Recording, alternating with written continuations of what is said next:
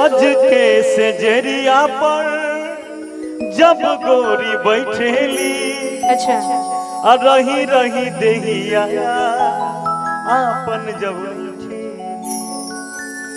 अरे बाटे जुर्म जवानी चंदा के चकोर बारी, अरे साबर न गोर बारी हो। किसका किसका शादी नहीं हुआ है? हाथ उठा लीजिए, मोबाइल नंबर सब लिखवाइए, लिखिए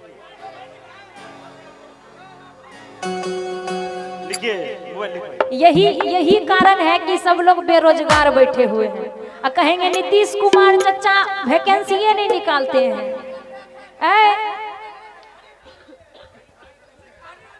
पढ़ना लिखना सारे बस खाली नौकरी चाहिए।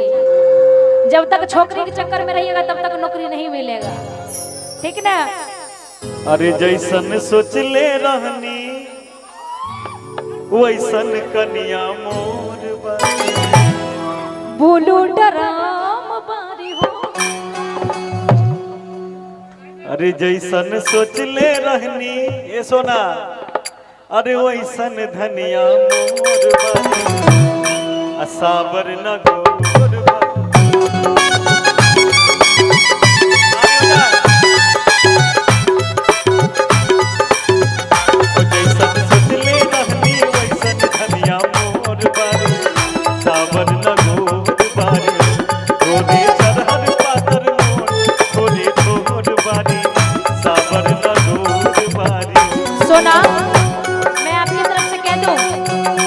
जैसन चाहले रहनी,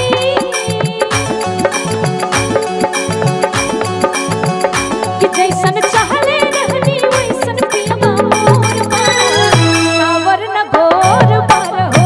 बोले चढ़हर पातर मोट थोड़े थोर मारा, बारा पे जोर मारा।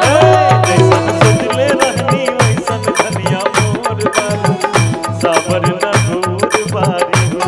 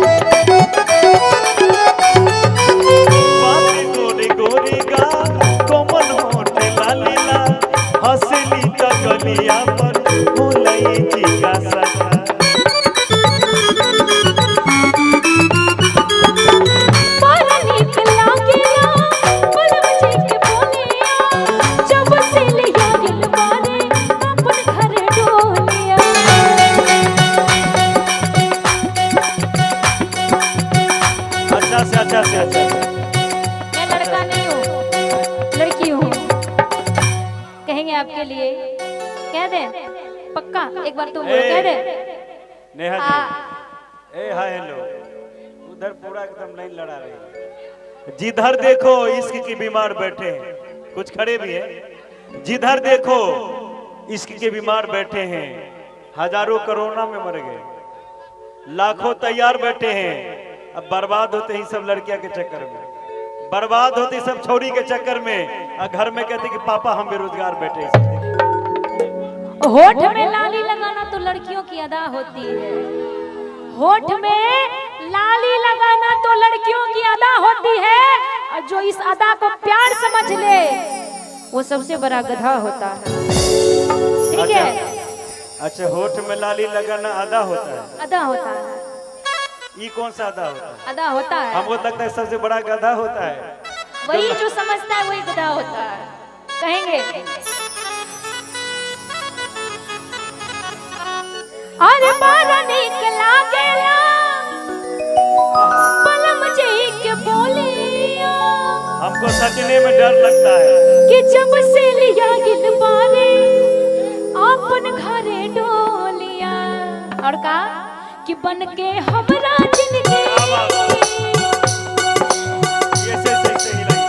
कि बन के हमरा जिंदगी में आइल बहार सावर न गोर बार हो तोरे छरहर पातर मोट तोरे गोर बार सावर न गोर बार ओ जैसन सोचले रहनी वैसन धनिया मोर बारी सावर न गोर बारी तोरे छरहर पातर मोट तोरे गोर बारी सावर न गोर बारी। ए सोना नारा खातिर एक लाइन होगा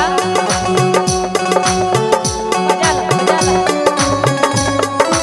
मिलने की तुम कोशिश करना ए नया जी मिलने की तुम कोशिश करना वादा कभी न करना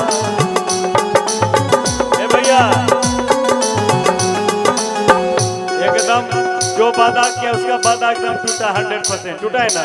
कोई नीला ड्राम में तो कोई कुकर में तो कोई फ्रिज में।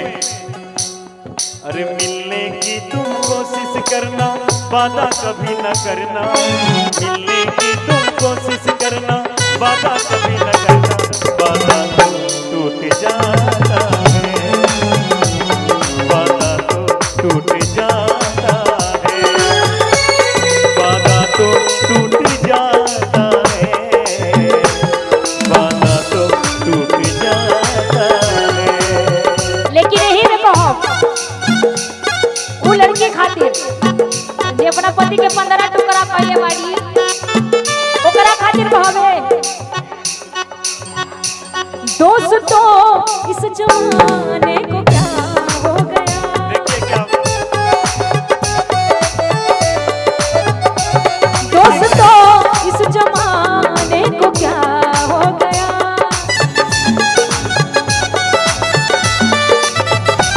दोस्तों इस जमाने को क्या हो गया दोस्तों इस जमाने को क्या हो गया जिसको चाहा वही बेवफा हो गया जिसको चाहा वही बेवफा हो गया दोस्तों इस जमाने को क्या हो गया वो जैसन सोचले रहनी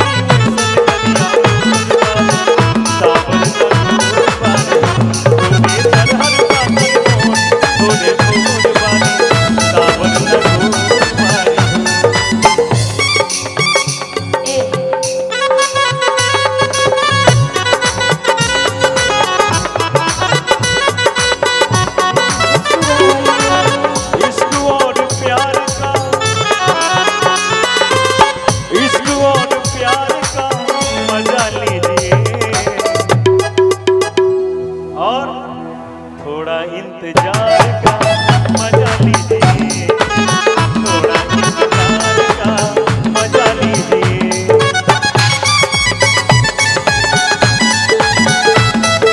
क्या बात है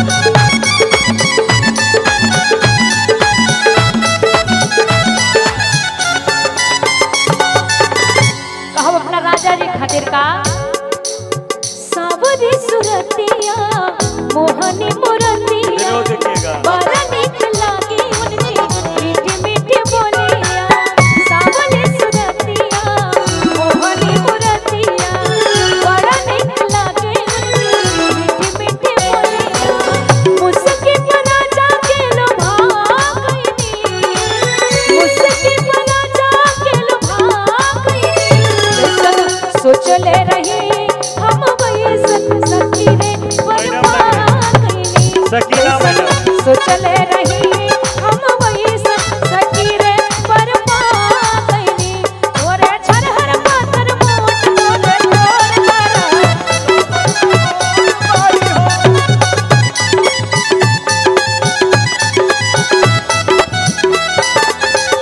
का अपना राजा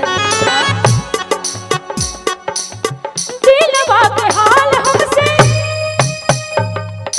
अच्छा मुड़की आता है आपको मुड़की आता है मर्द नहीं कैसे है ए रुको तनी मुड़की वाला भाव होके के चाहिए होगा काहे नहीं होगा मुड़की वाला भाव कभी कभी आप इधर आया करिए आपके इंतजार में इधर भी लोग रहते हैं। नहीं तो बीमार पड़ जाएंगे, सुबह बुखार सर्दी लग जाएगा। आइए एक बार मुर्गी वाला भाव में सोना जी, आज नीरज भैया भी मुर्गी मारेंगे। होने जा ना, होने पीछे जा। ए भैया मुर्गी वाला भाव में तो नहीं आवा। ओहे के बका सज कैसे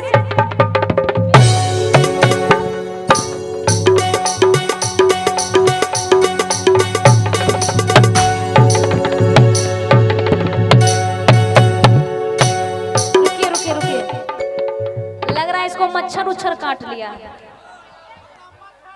ना ना। सुनिए ना, जितना ने मुर्गी घर वाला देखे ना मुर्गी भुला गए। नहीं अच्छे से जाओ उधर। अगर आज तुम नहीं की मुर्गी हो चलो अब जाओ ने पीछे जा जा। ए भैया हेने ध्यान दे हेने। अरे दिलवा के हाल हमसे